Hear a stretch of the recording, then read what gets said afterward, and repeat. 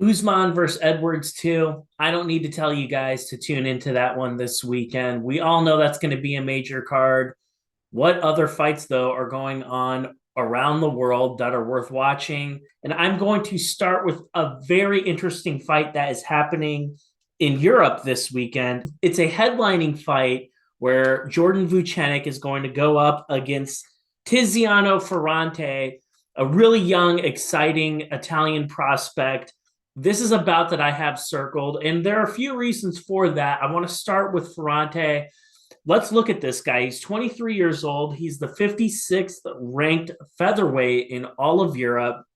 An interesting fact about him, in his entire amateur career, he went 7-0. He found finishes in every single one of those bouts. He went pro recently. And the other thing about this guy is he is continuing to find finishes in every single one of his fights. He has not seen a third round in his professional career. He's going up against a guy that doesn't need an introduction, Jordan Vucenic, a very, very exciting fighter. He is the second ranked featherweight in all of the UK. Looking at this fight, it's interesting because Vucenic, he's coming into this one having dropped his last fight. It was a title fight against Paul Hughes. It only happened a few months ago. That happened at the beginning of November, and here we are only a few months removed. I have to be honest, I'm a little surprised to see Vucenic out there so soon, but he seemed to be in good spirits when I talked to him recently. He seems to be healthy. He seems to be ready to rock and roll. One of the things that I did pick up from Jordan was he seemed to want to get back into the cage. Activity seems to be something he's really pressing. He thinks he's close to getting a call up to the UFC. I think that's why he has chosen to return to the cage, because he wants 2023 to be such an active year. For Vucenic, being able to knock off a top prospect like Ferranti, it says a lot about him. I think it also says that, he might be ready for maybe one more fight, two more fights, whatever it takes to kind of like get on that radar of the UFC. A win over a top prospect like this guy, Ferranti, would certainly go a long ways toward establishing that. For Ferranti, you beat a guy like Vucenic, people are going to notice. That automatically puts you in the conversation for a title shot. Who knows what's going to happen with Paul Hughes? But talk about a massive feather in his cap. If that young man can get a win over Jordan Vucenic, it would be a huge statement. He's taking a major risk going for this fight, but you know what? Hats off to him. He definitely could have gotten an easier fight in Cage Warriors. He's chosen to go ahead and go for the big fish. So this is about that I find very interesting because of that dynamic. It's definitely one that's going to be worth checking out. I hope you guys do. The second fight I'm really interested in happens on the PFL Challenger Series. This one takes place on Friday evening at 9 p.m. Eastern Time on March 17th. It's going to be a matchup with the women's featherweight class between Jackie Cataline and Evelyn Martins. We're going to go ahead. We'll start with Jackie Cataline. Cataline just beat a top Dutch prospect not that long ago at the beginning of February, and she looked phenomenal. One of the things that was so impressive to me about Cataline's performance is she didn't really go into the wrestling department, which is kind of what I expected her to do. When I think of Jackie Cataline, I think of high-level wrestling right away, but she didn't really leverage her wrestling capabilities or techniques in that bout. She went ahead and she was actually really a bully. She was very, very aggressive. She used her striking, and that is ultimately what got her a first round TKO over her opponent. It was a very impressive performance.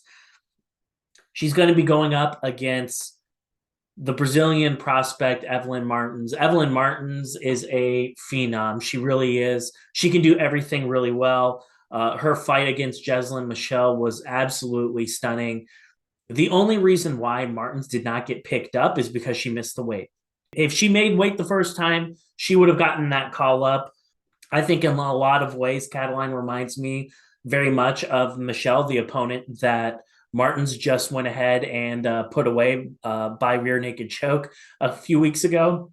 I think the biggest thing for Martins is, what's that number going to say on the scale? This is about that. I really don't know what's going to happen. I think Cataline is probably going to be coming into this one as a heavy underdog, but underestimate her at your own peril. She's a very talented, very high level opponent. But this is a bout that I have circled. I'm really excited about this one. I don't know what's going to happen, but I suggest you guys tune into this one. Should be a really fun and exciting bout. But we're going to talk about Australian MMA in this next bout. This one goes down at 6 a.m. Eastern time on Saturday morning in the States. Do the math accordingly, figure out what that means for wherever you happen to live. It's worth your time to figure that out because you're going to be treated to a very, very high level event when David Martinez, the lightweight champion in Australia, takes on Blake Donnely. This is a bout that was supposed to happen at the tail end of last year. We weren't able to get there, though. Martinez was forced to withdraw because of some injuries. Now we get this bout rescheduled, and these two guys know each other. They competed in 2019. The bout ends up going Donnelly's way because of a doctor stoppage. David got cut. The fight gets called off. This is a bout that I know Martinez really wanted back, and he's going to get an opportunity to defend his title against an opponent that he wants another opportunity to share the cage with. It's going to be a very, very exciting fight. A few things about Donnelly: he's on a 2-bout winning streak. He can kind of do a little bit of everything. The challenger is going to be the favorite for this bout. A very interesting kind of fact. Maybe it's hyperbole, maybe it's just a matter of coincidence, but it seems like every single time David Martinez fights, he's underestimated. I still don't think that man, despite being the technician that he is in the ring, I still don't think he gets the respect that he probably deserves. He is a champion, a very high level, very gifted wrestler. And so it's always a little bit surprising to me to see people on Tapology, on the interwebs, kind of dismiss Martinez. At least that's what it seems like to me. But I can tell you he's going to feed off of that. He will be ready. If I had to make a prediction, I am expecting Martinez to come into this bout. I'm expecting him to pressure fight. I'm expecting him to be very, very aggressive. He wants this fight on the ground. I expect David Martinez to go out here and pressure fight, go for takedowns, get this fight to the ground. And if he can accomplish that, employ a wide array of techniques, ground and pound submissions, whatever.